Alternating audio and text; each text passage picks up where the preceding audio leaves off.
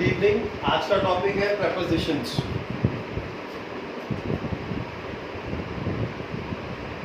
जिनको नहीं पता प्रेपोजिशंस क्या होते हैं और जिनको आगे डेफिनेशन समझने में प्रॉब्लम आ सकती है, उनको मैं एक एग्जांपल देता हूँ। जो सेंटेंस में कई बार वर्ड्स आते हैं ना, एट, इन, ओवर, ऑफ,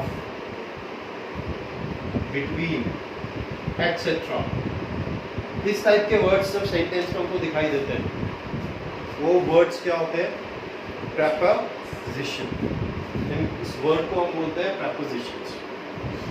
अब अगर हमको ये समझना है कि प्रेपोजिशंस होती क्या है, तो हम एक काम करते हैं,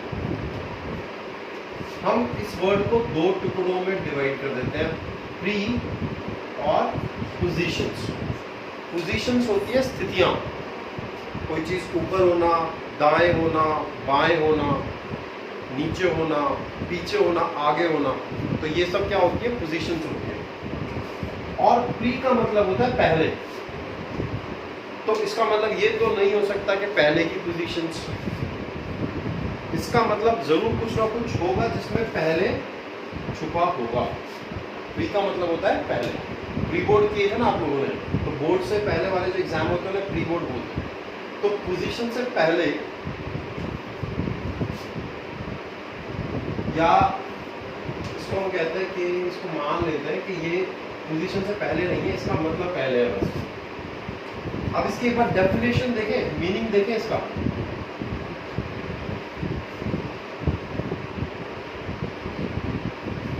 अगर सिंपल लैंग्वेज में इसको बोलें तो प्रेपोजिशंस वो वर्ड्स होते हैं जो नाउन और प्रोनाउन से पहले आते हैं, किसी नाउन या किसी प्रोनाउन के पहले इस्तेमाल होते हैं,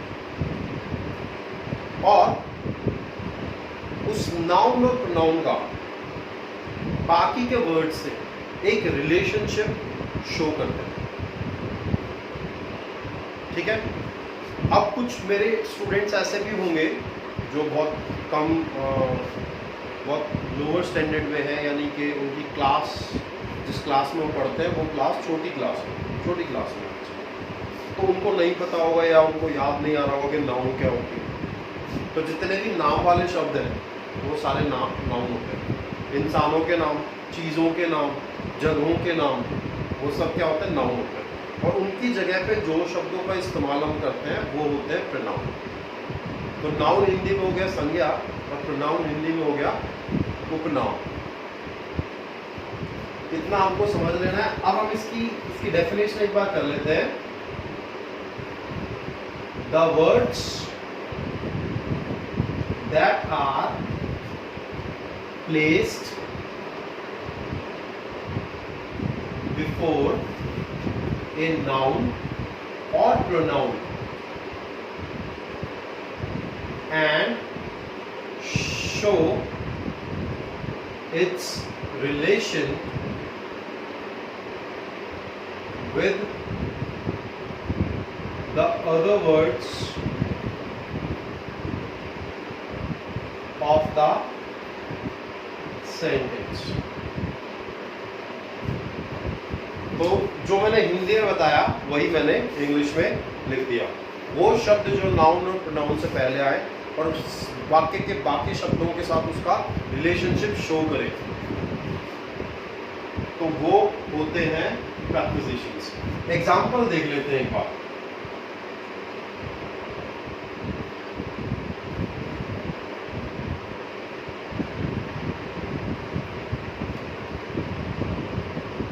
We are sitting on couch।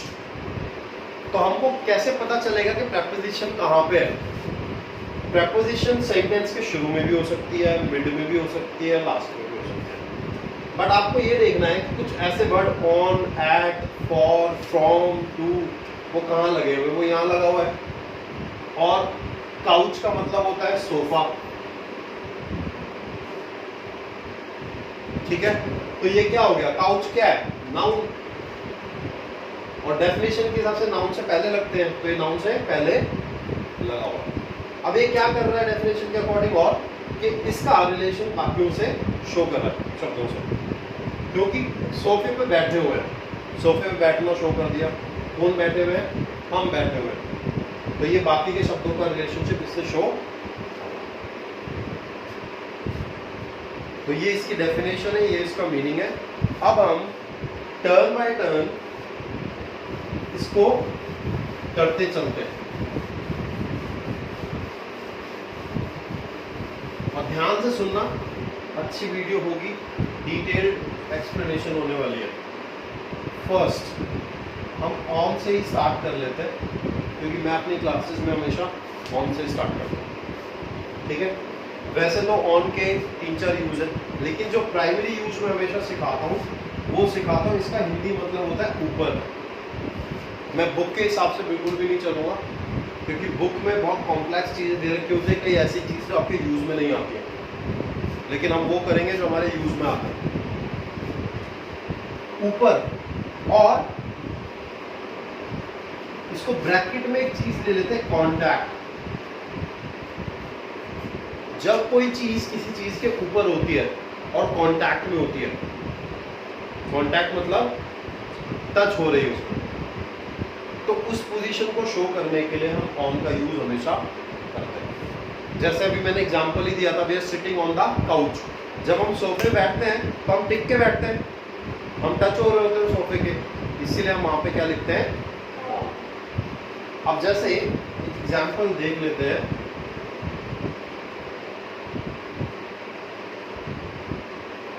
Duster is on the table।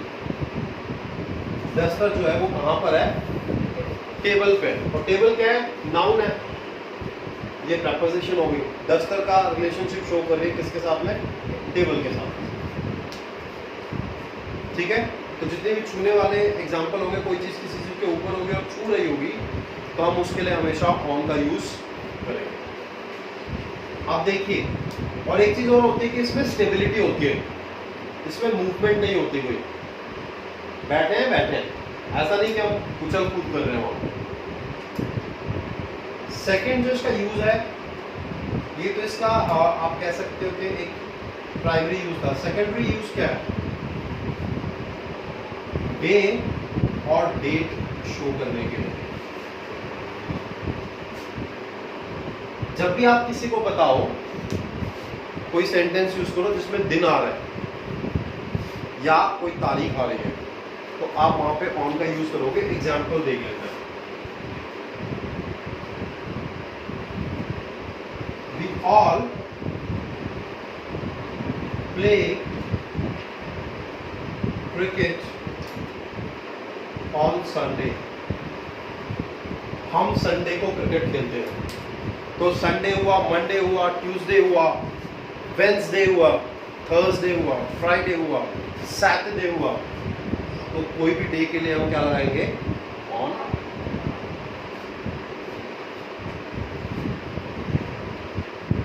अगला देखते हैं, डेट मेंशन करने के लिए, जैसे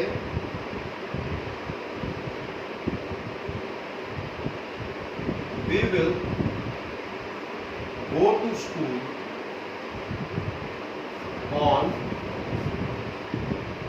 1st of July, यानी कि 1 जुलाई को हम सब कहाँ जाएंगे, स्कूल जाएंगे। या आप कहीं और जाना चाहते हो तो वो भी इस्तेमाल कर सकते हो। जैसे 26 जनवरी पे लोग कहीं और जाते हैं, जो हमको झांकी देखनी होती है उसके लिए, है ना, तो ऑन लग जाएगा डेट से।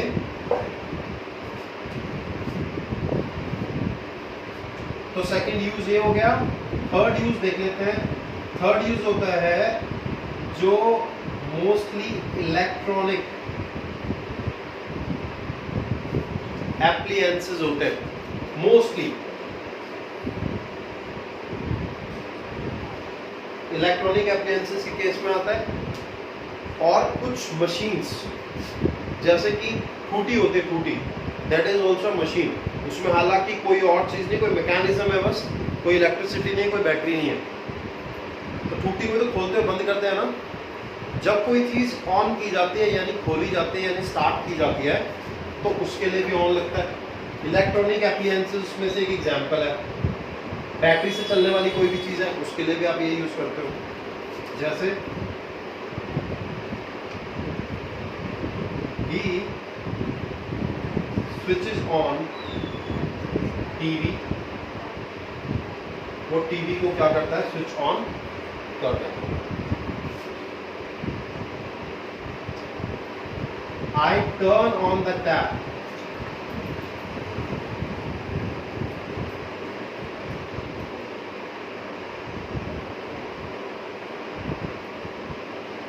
to take water.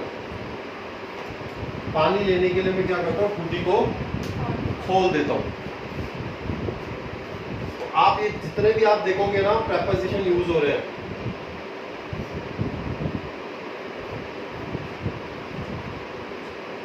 ठीक है, ये किससे पहले यूज हो रहे हैं, नाउन से पहले यूज हो रहे हैं, और कभी ना कभी प्रोनाउन से पहले भी यूज होगा। जब होगा I will let you know. इसके अलावा ऑन के और क्या यूज होता है आपके हिसाब से?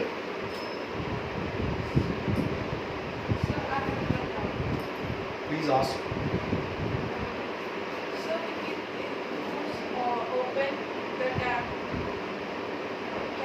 ओपन द टैप का मतलब पता है क्या होगा? टूटी लगी हुई है, आपने टूटी खोल दी, आपने उसको उसकी जगह से खोल दिया, हटा दिया, that is open the tap. बात समझ आई? जब आप दरवाजे खोलते हो, यू ओपन द डोर, तो दरवाजे क्या करते हो आप, जहां पे लगे हैं वहां से आप कोई पैकेट आया आपके घर में, कोई पार्सल आया, आप उसको ओपन करते हो, तो क्या वो पहले वाली स्थिति में रहता है? लेकिन टूटी को अगर आप टर्न ऑन करते हो और फिर आप दूर से किसी को दिखाओगे टूटी को, तो उसको पता ही नहीं चलेगा टूटी खुली है कि बंद। पानी दिखेगा बस उसे, पानी से जज कर पाएगा, टूटी से जज नहीं कर पाएगा। आगे बढ़ते हैं। ये था ऑन का मोटे मोटे तौर पर जो यूज था। इसके अलावा बताओ ऑन का और क्या यूज हो सकता है, किसी को कोई आइडिया तो? एक एग्जांपल मुझे याद आया था अभी आपके डाउट से पहले। जैसे बोलते हैं ना कि मुझे उस पर विश्वास है, I have faith on him, तो उस केस में भी हम ऑन का यूज कर देते हैं। ये प्रेपोजिशंस के बहुत वेरियस यूज है, बट जो मेन यूज है हम फिलहाल वही कवर कर रहे हैं। सेकंड है ओवर। ओवर, ओवर का मतलब भी होता है ऊपर, लेकिन इसमें कोई टच नहीं होता। इसका मतलब ये ऊपर भी, ये भी हो सकता है बहुत ऊपर, और ये हो सकता है थोड़ा ऊपर। जैसे पंखा जनरली हमारे सर पे लगा नहीं रहता है, पंखा इज ऑलवेज ऊपर रहता है ना, तो अगर ऊपर रहता है तो वो हमसे दूर ही है, ठीक है, लेकिन हमारे ऊपर है, तो उस केस में हम ओवर यूज कर रहे हैं। आसमान बहुत ही ऊपर है, कोई पक्षी उड़ रहा है तो वो भी बहुत ऊपर उड़ रहा है, पतंग उड़ रही है तो वो भी बहुत ऊपर उड़ रही है, तो उस केस में हम ओवर का यूज करते हैं, ठीक है। जैसे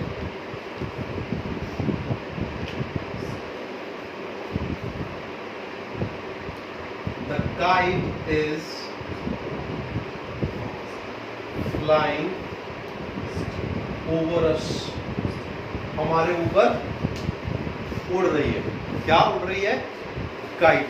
अब अगर आप अस को देखोगे, ओवर तो हमारा प्रेपोजिशन हो गया, मैंने अभी थोड़ी देर पहले ही बोला था कि प्रेपोजिशन नाउन और प्रोनाउन से पहले आता है। नाउन के एग्जांपल हमने देख लिए, प्रोनाउन का एग्जांपल है, इट इज प्रोनाउन। तो नाउन या प्रोनाउन से पहले हमारा प्रेपोजिशन यूज जरूर। अच्छा, एक जगह और यूज होता है, ये तो एक एग्जांपल है। दूसरा एग्जांपल है जब कोई चीज फिनिश होने की बात आती है, जैसे बोलते नहीं है द क्लास इज ओवर,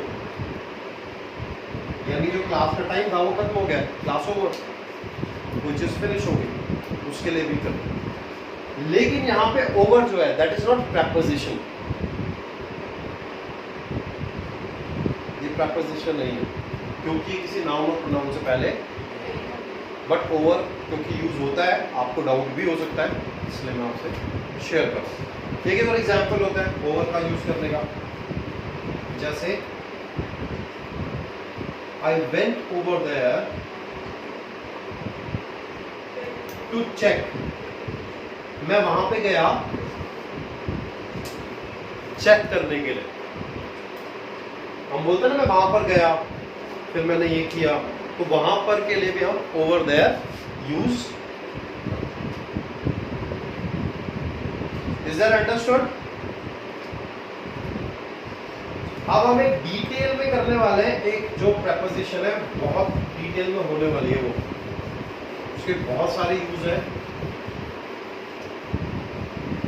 देखते हैं, मुझे भी सारे यूज याद आएंगे कि नहीं आएंगे। हमने दो प्रपोजिशन किए ना अभी, थर्ड इन, सबको पता है इन का मतलब होता है हिंदी में यूज होता है, लेकिन इसका जो प्राइमरी यूज है ये यूज है अंदर। और अगर मैं इसको थोड़ा सा और स्पेसिफाई करूं,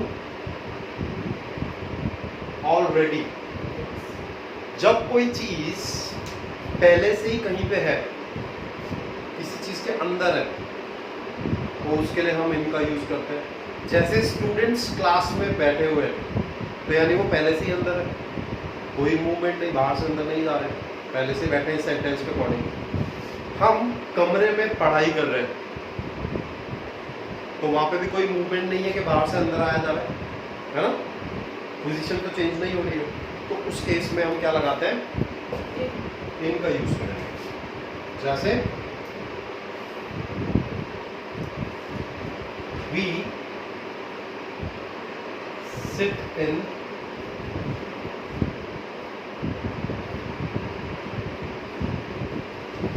क्लास, हम क्लास में बैठे। क्लास नाउन और ये प्रपोजिशन, ठीक है। सेकंड यूज,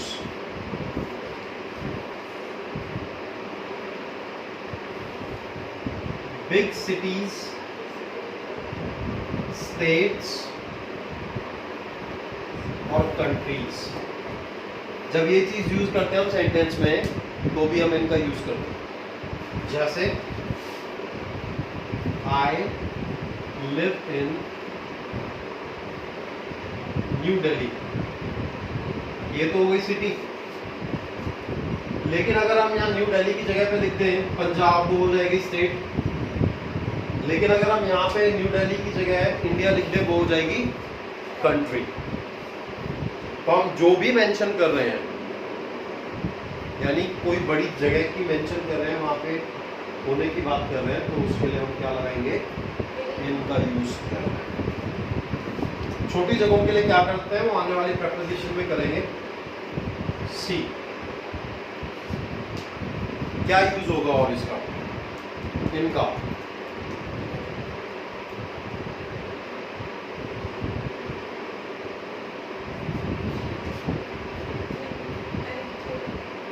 एक यूज होता है इन टाइम, समय में, यानी कोई एक ड्यूरेशन मिली हुई है उसके अंदर अंदर। जैसे आपको कोई ऑर्डर दिया टीचर ने, फिनिश दिस असाइनमेंट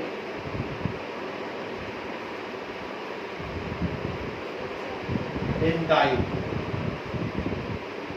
समय के अंदर अंदर इस असाइनमेंट को फिनिश करो। और कोई यूज जो इनका आपको याद आ रहा है, क्योंकि जब मैं स्पीकिंग करता हूँ तो बहुत सारे आते हैं, बट ऐसे टाइम पे नहीं आते जब पढ़ाया जा रहा होता है। आप बताओ और क्या है इनका यूज।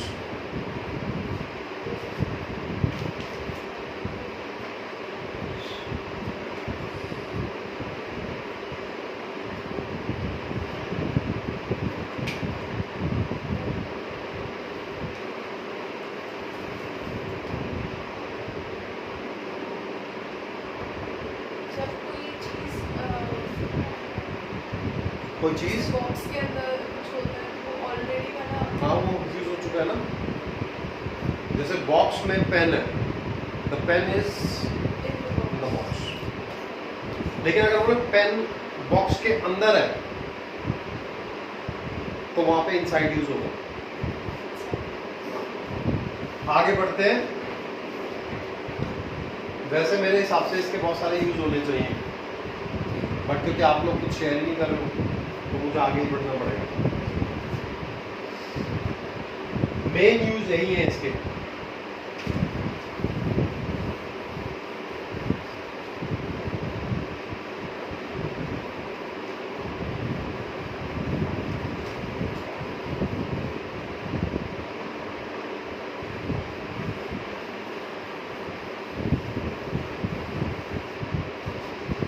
अच्छा, कोई पोजीशन और बताने के लिए यूज होता है, जैसे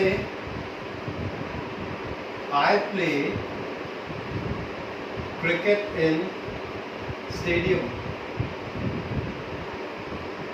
मैं स्टेडियम में क्रिकेट खेलता हूं। तो ये जो इनका यूज है, हर बार इसका यूज किसमें आ रहा है, मीनिंग जो निकल के आ रहा है वो, ठीक है। तो जितने भी मे वाले या इनसाइड वाली जो चीजें होंगी उसके लिए आप इनका यूज करेंगे। फोर्थ यूज पे आ जाते हैं, इनटू। इसके दो यूज होते हैं मेन। पहला यूज, इसका मतलब भी होता है main, but it's not already, speed दिखाई जाती है। जैसे एग्जांपल लेते हैं, आपने देखा होगा बच्चे गांव में भाग के नहर में कूद जाते हैं। The boys jump into the कनाल।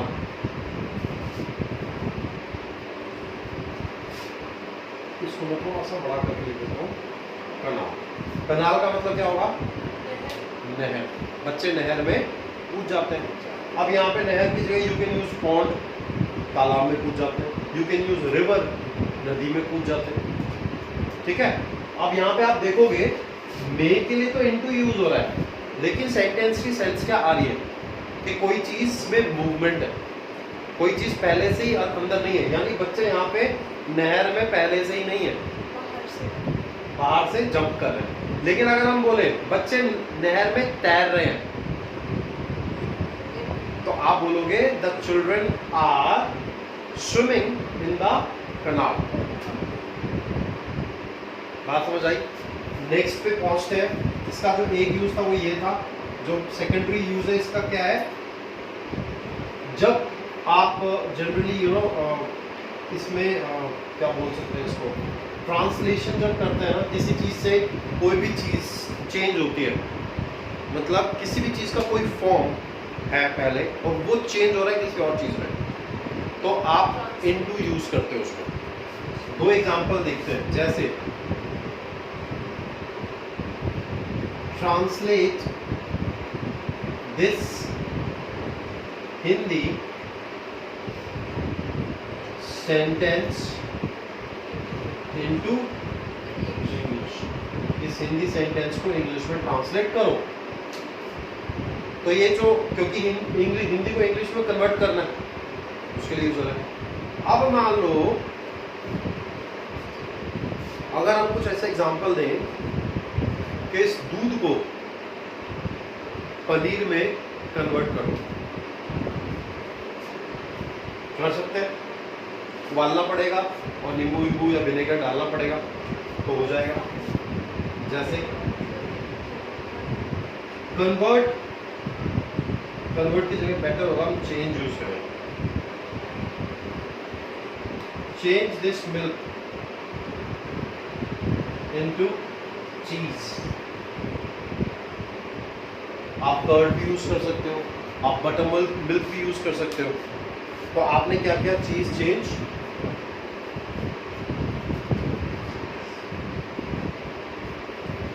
एक एग्जाम्पल, इन द मूवी, जब हम स्टोरी बताते हैं, खासकर जब स्पोकन इंग्लिश में स्टोरीज का सिलसिला आता है ना, हम कहते हैं कि हीरो जो था वो वुल्फ में चेंज हो गया।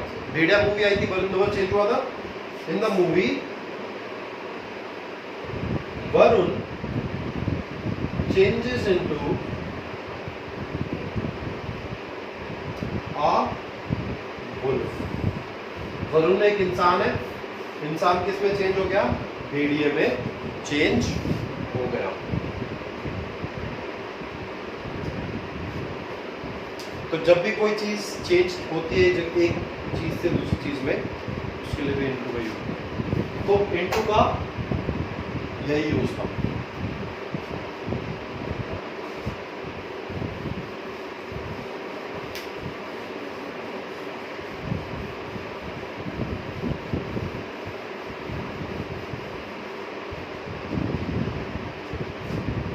Fifth is at. At के हैं यूजेस। फर्स्ट, टाइम शो करने के लिए। क्या शो करने के लिए? जैसे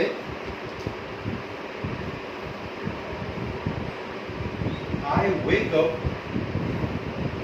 at 7 AM, यानी आप किसी भी समय पे कुछ भी काम कर रहे हो, अगर आप एग्जाम्पल उसको यूज कर रहे हो तो आप एट लगा सकते हो। जैसे कोई रात को 9 बजे जिम जाता है एक्सरसाइज करने के लिए, तो आप क्या यूज कर सकते हो? He goes to gym at 9 PM। तो टाइम मेंशन करने के लिए 9:30, 9 आप ये यूज करो। Is that understood? सेकेंड इसका यूज जो होता है, छोटे गांव या टाउन्स के साथ, जैसे he lives in, कोई गांव का नाम बताओ। दिल्ली गांव थोड़ी है, दिल्ली टाउन भी नहीं है। he lives at Palam, Dwarka, ठीक है, या आप तिलक नगर बोल सकते हो। तो ऐट लगेगा, छोटी जगह मेंशन करेगा, ठीक है। अब किसी के गांव का नाम है कुछ, तो ऐट के बाद वो गांव का नाम लगा सकता है। Is that clear? See, price बताने के लिए, यानी कि कीमत बताने के लिए, जिसको कुछ लोग रेट भी बोलेंगे। जैसे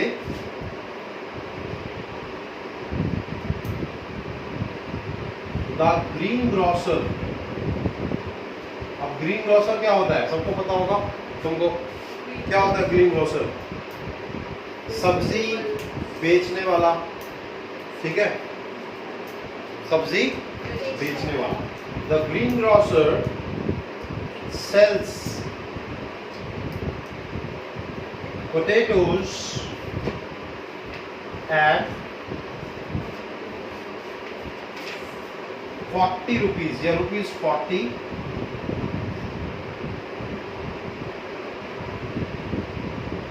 1 किलो।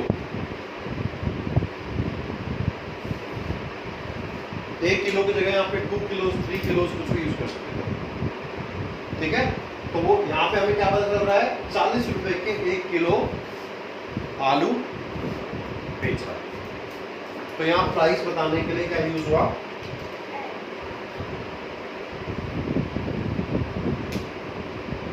अच्छा, एक पर्टिकुलर टाइम बताने के लिए भी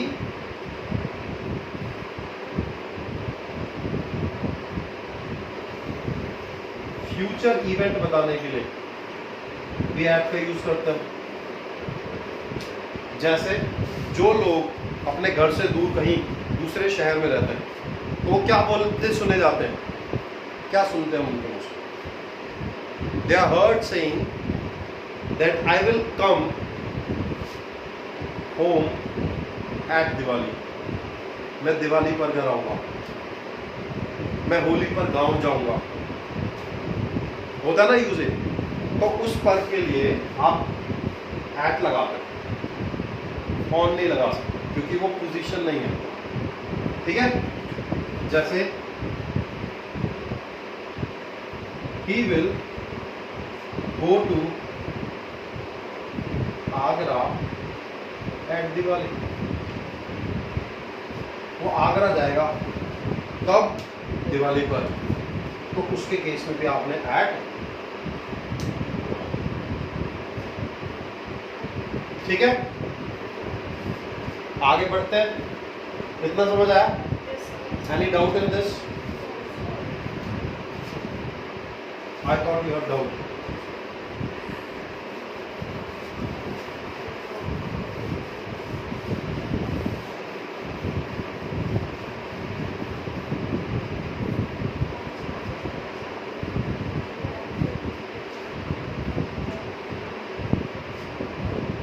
सिक्स्थ प्रेपोजिशन कौन सी करनी चाहिए बताओ? अच्छा एक चीज देख लेते हैं अभी,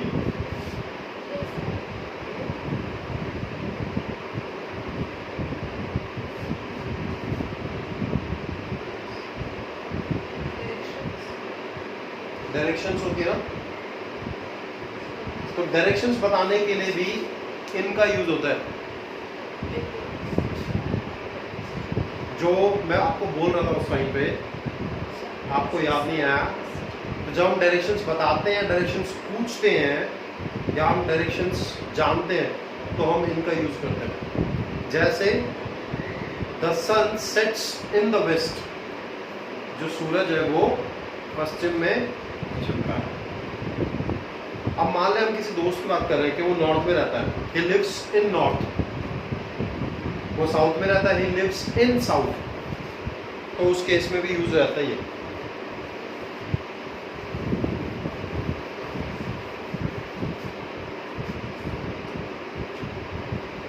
अब देखो एक अबव, इसका मतलब होता है ऊपर, 7 बिलो, इसका मतलब होता है ये चाहिए बना रहा हूं मैं, नीचे। अभी हम कैसे समझेंगे कि ये ऊपर ओवर वाला ऊपर है कि ऑन वाला ऊपर है? ऑन और ओवर वाले तो मैंने एक्सप्लेन कर दिए थे कि वो ऊपर कैसे समझना है। अबव वाला कैसे समझेंगे? ऐसे समझेंगे, मान लो ये पानी है, ठीक है, एक बच्चा है जो स्विमिंग कर रहा है और उसका मुंह जो है ये पानी से ऊपर है, तो हम बोल सकते हैं the boys head is above the water. यहां पे ऊपर या नीचे के लिए एक पर्टिकुलर पॉइंट होगा हमेशा कि इससे ऊपर और इससे, तो उस केस में अबव और बिलो। जैसे गर्मियों में नॉर्मल टेम्परेचर या सर्दियों में नॉर्मल टेम्परेचर माना जाता है, मान लेते हैं 20 डिग्री, तो अगर 20 डिग्री से कम है तो बिलो नॉर्मल, और 20 डिग्री से ऊपर है तो अबव नॉर्मल। जैसे the temperature is above 40 degree Celsius, ठीक है, ये सेल्सियस के लिए यूज होता है। The temperature is below 42 degree Celsius,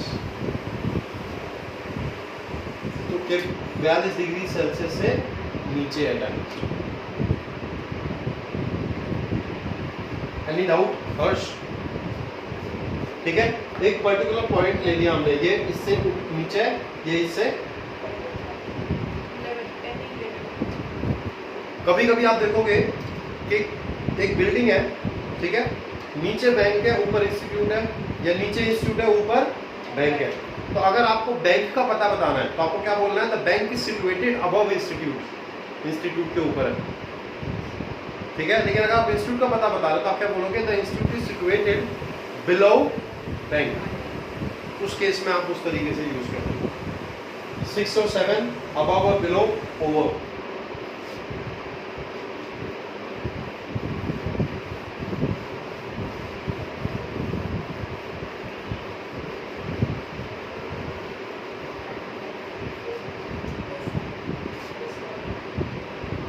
eight का यूज करते हैं बिटवीन और नाइन्थ इज अमंग। दोनों का मतलब होता है बीच में।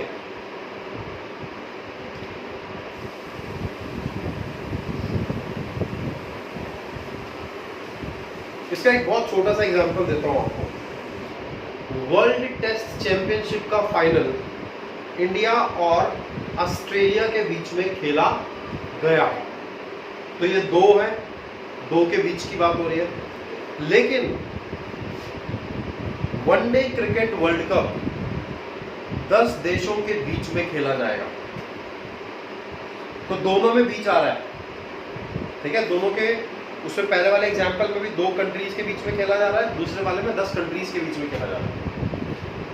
तो उन दोनों को एक्सप्लेन करने के लिए, समझने के लिए हमको ये समझना पड़ता है। ये आता है 2, ये आता है for more than 2।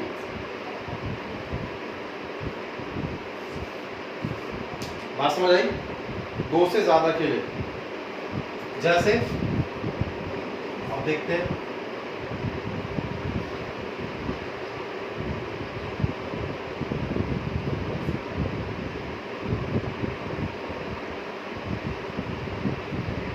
A brawl took place between 2 young men. 2 young men. Brawl का मतलब होता है, क्या होता है ब्रॉल का मतलब? लड़ाई, मारपीट, सीरियस लड़ाई। अब एट क्लब, क्लब में हुई, छोटी जगह होती है ना क्लब, उसके लिए एट लग गया। लेकिन हमको फोकस किस पे करना है? बिटवीन पे। और बिटवीन क्यों लगा? क्योंकि 2 लोगों की बात है। कभी कभी 2 लोग भी नहीं होंगे, हमको समझना पड़ेगा कि 2 के बीच में कि 2 के ज्यादा के बीच में। 2 के बीच में तो हाथ बंद करके बिटवीन पे मार्क करना है, यूज करना बिटवीन, अदरवाइज अमंग। जैसे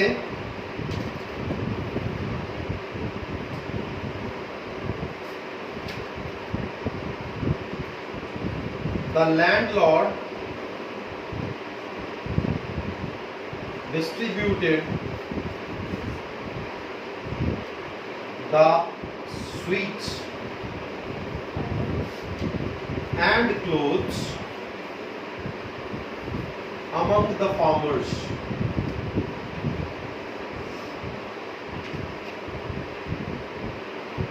तो जो लैंडलॉर्ड है, लैंडलॉर्ड कौन होते हैं? जमींदार। कई कई जगह पे लैंडलॉर्ड एक स्लैंग की तरह यूज किया जाता है एक अमीर आदमी को मेंशन करने के लिए। तो लैंडलॉर्ड, जमींदार भी अमीर ही होते हैं। तो वो क्या करते हैं, लैंडलॉर्ड ने क्या किया, मिठाइयाँ और कपड़े बांटे। तो वो 2 लोगों में तो बांटेगा नहीं, 2 से ज्यादा ही होंगे, इसलिए हमने क्या लिख दिया, अमंग द। क्योंकि 2 किसानों में बांटेगा तो लिखेगा कि 2 किसानों में बांटेगा, तब हम बिटवीन लिखेंगे। लेकिन 2 नहीं मेंशन कर रखा तो हम यूज क्या करेंगे, अमंग। ये हमारे 9 हुए हैं अभी, पक्का? आगे बढ़ते हैं। सीक्वेंस देखते रहिएगा कि सीक्वेंस ठीक चल रहा है या गड़बड़ चल रहा है।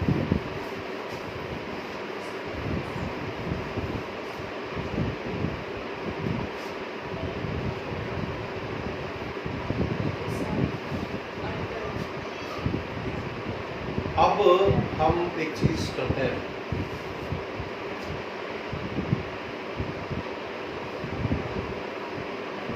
अंडर, अंडरनीथ और बीनीथ। दोनों का मतलब होता है नीचे। तो फर्क क्या है? एग्जाम्पल देता हूं आपको। मान लो ये तकिया है, क्या है? एक पिलो है या कोई मैट्रेस है, कोई गद्दा है, और उसके नीचे मार्कर है, हमें पता है नीचे है, लेकिन क्या ये दिख रहा है? अब अगर मैं इसको ऐसे कर दूं तो दिख रहा है। तो अब ये इसके मार्कर तकिए के या बुक के ऊपर है कि नीचे है? तो दोनों ही कंडीशन में नीचे है। तो हमको आइडेंटिफाई कैसे करेंगे कि किसमें क्या लगेगा? जिसमें दिखाई दे रहा है उसमें क्या लगेगा, जिसमें दिखाई नहीं दे रहा उसमें क्या लगेगा? तो अंडर लगता है जब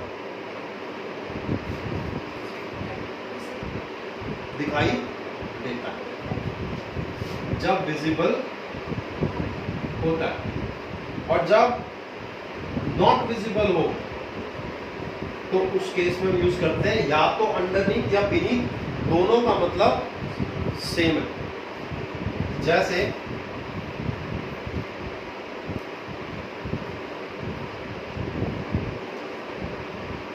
the shoes are under the cot. गांव में लोग अपनी चप्पल जूते जो होते हैं चारपाई के नीचे रखते हैं और वो दूर से दिख जाता है कि चारपाई के नीचे है। इसीलिए मैंने एग्जांपल लिया है अंडर द कॉट। कॉट का मतलब होता है चारपाई, ठीक है, और कॉट चारपाई है यानी कि मटेरियल नाउन है, नाउन है। अब यूज करते हैं ये,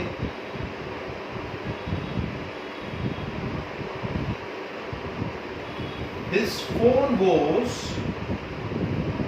underneath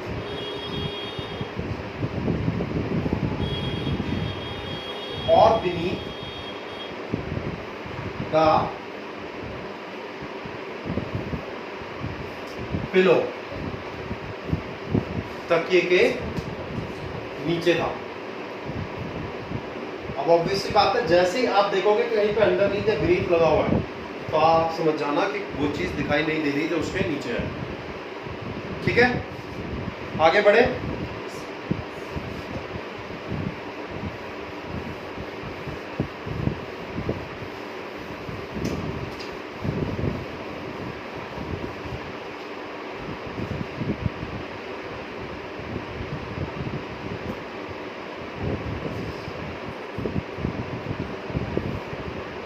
एक होता है beside.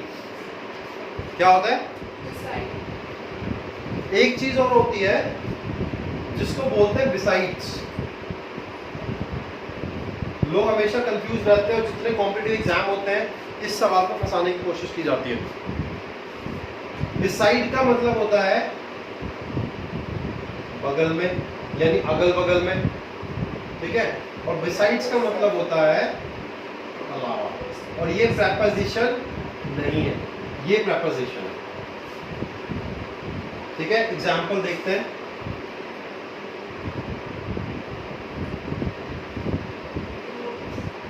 Harshita is sitting beside उजाला। हर्षिता उजाला के बगल में बैठी है, and vice versa.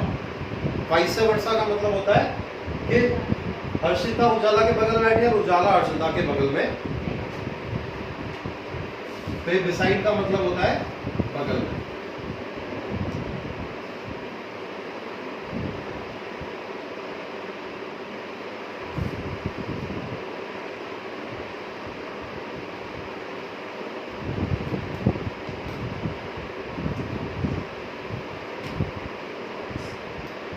I eat everything, मैं सब कुछ खाता हूँ।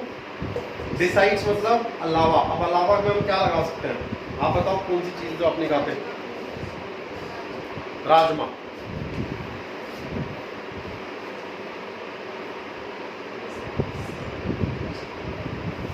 I eat everything besides rajma. कच्चे राजमा जो होते हैं ना उनको हम किडनी बीन्स बोल सकते हैं, लेकिन जब सब्जी बन जाती है तो उसको हम बोलते हैं राजमा करी, ठीक है। क्या बोलेंगे? राजमा करी, क्योंकि कच्चे राजमा खा ले ऐसा तो कोई इंसान ही नहीं बना हुआ। Is that understood? Beside, besides. अगला करते हैं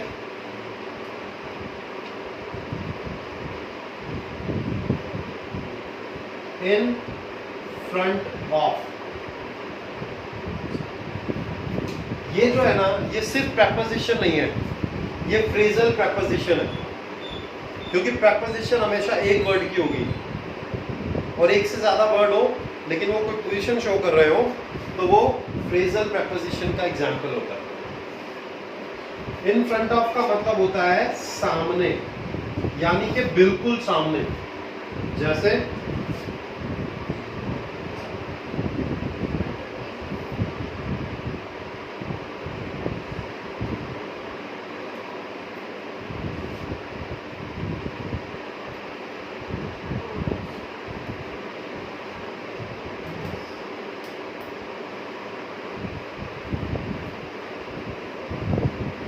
A boy with white dog is in front of me.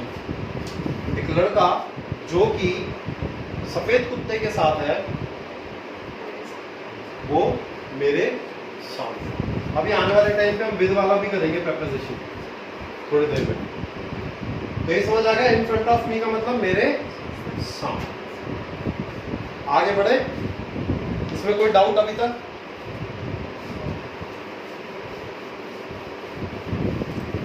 Can we check how many minutes are there? Video. 6.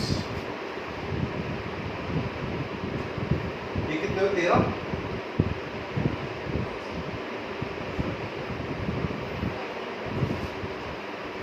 ठीक है, नेक्स्ट जो हम प्रेपोजिशन करेंगे वो हम कर लेते हैं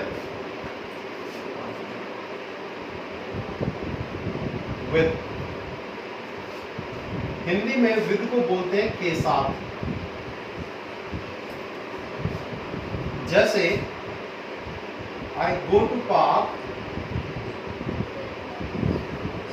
विद माई डॉग, मैं अपने पेट डॉग के साथ, यानी कि जो हमारे घर में कुत्ता है उसके साथ पार्क जाता हूं, यानी कंपनी शो करने के लिए विद का यूज होता है। ठीक है, पहला यूज कंपनी शो कर रहा है। सेकेंड यूज होता है मैनर शो करने के लिए।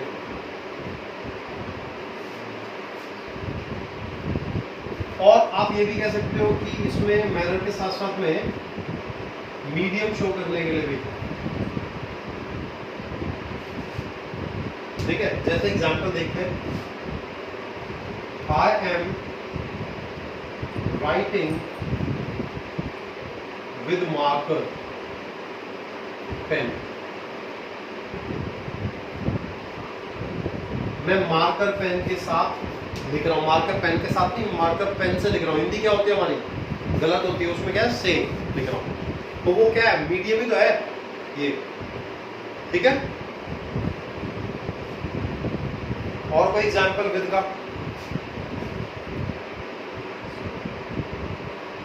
इसका मेन एग्जांपल ये है, उसके बाद एग्जांपल ये भी है। मैं पेन से लिख रहा हूं। अब एक चीज और होती है, एक एग्जाम्पल और होता है। जैसे मैं बोलूं कि मेरी बुक मेरे दोस्त के पास है, तो पास कोई चीज होती है तो उसको बोलते हैं नियर, और कोई चीज दूर होती है उसको बोलते हैं फार, है ना। जैसे मैं बोलूं मार्कर मेरे नजदीक है, यानी पोजीशन है, मेरे मैं छू नहीं रहा इसको, नजदीक है। या ये बोलूं कि इन्वर्टर मेरे नजदीक है तो नियर मी, मेरे से दूर होगा तो फार फ्रॉम मी।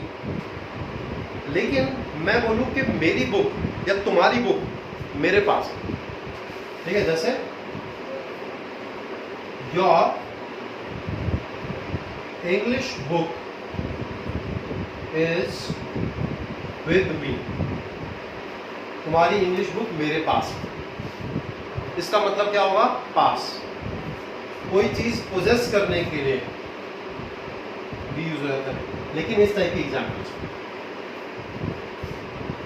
इसको मैं ये भी बोल सकता हूं, आई हैव ए बुक और यू हैव माई बुक, लेकिन इस तरीके से भी बोल सकते हैं। ठीक है, आगे बढ़े।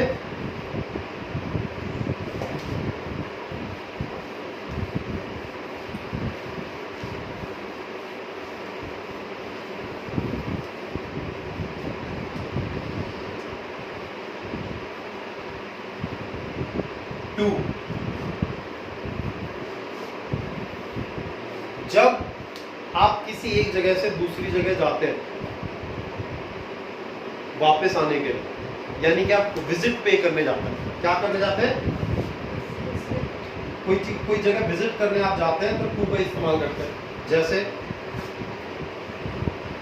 आई गो टू आगरा। अब आप यहाँ पे आगरा की जगह पे कुछ भी इस्तेमाल कर सकते हो, एनीथिंग यू वांट। ठीक है, तो कहीं पे विजिट पे करने के लिए भी हम क्या यूज करेंगे? टू का। इसके अलावा जब एक यूज और भी होता है, जैसे मैं साक्षी से बात कर रहा हूं या मैं अमर से बात कर रहा हूं, तो से के लिए ज्यादातर लोग ना फ्रॉम लगा देते हैं।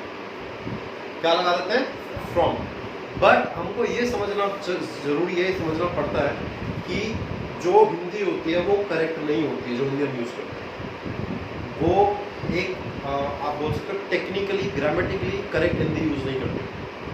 ठीक है, तो मैं राहुल से बात कर रहा हूं, उस केस में भी टू का यूज होगा। आई एम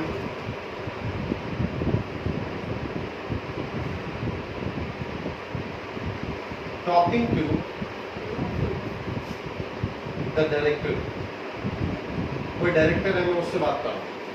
आप यहाँ पे किसी से भी कभी भी कोई बात कर रहे हो, सो यू कैन यूज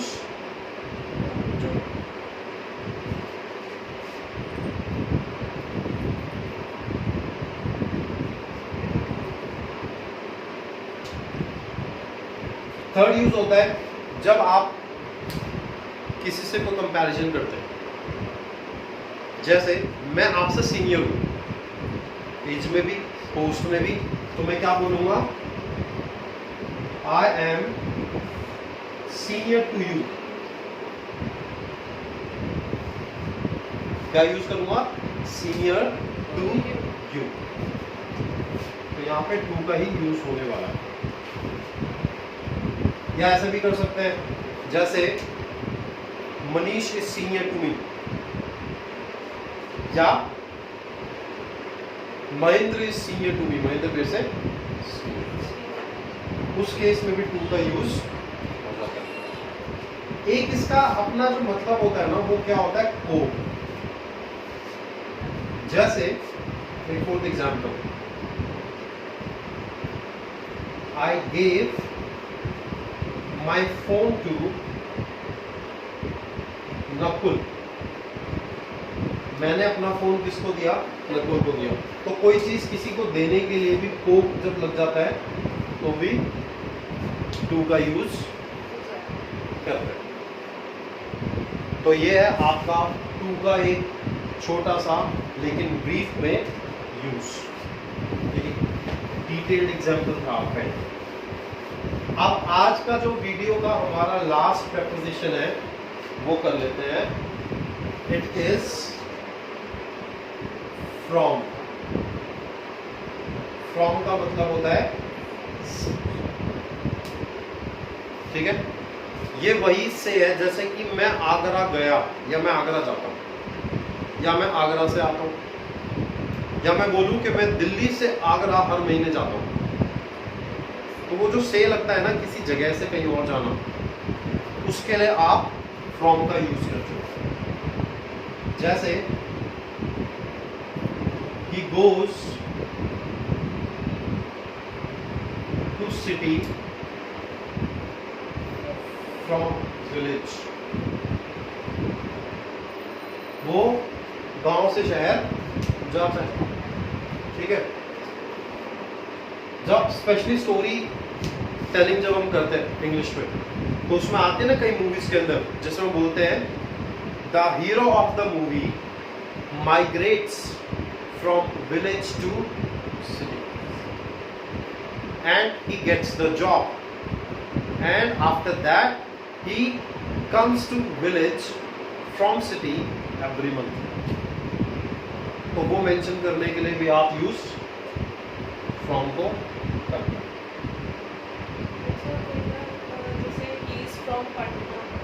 हाँ वो पटना से है। और एक्चुअली क्या है, ये एक बहुत छोटा सा सेंटेंस है, is from Patna.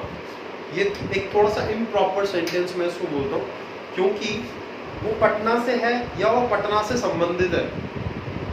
He belongs to Patna आएगा उसको, जैसे पहले वाला था ना, he belongs to Patna, he is from Patna, दोनों का मतलब सेम है। जैसे ही बिलोंग्स टू अमृतसर या ही इज फ्रॉम अमृतसर, दोनों का मतलब क्या है कि वो अमृतसर का रहने वाला है।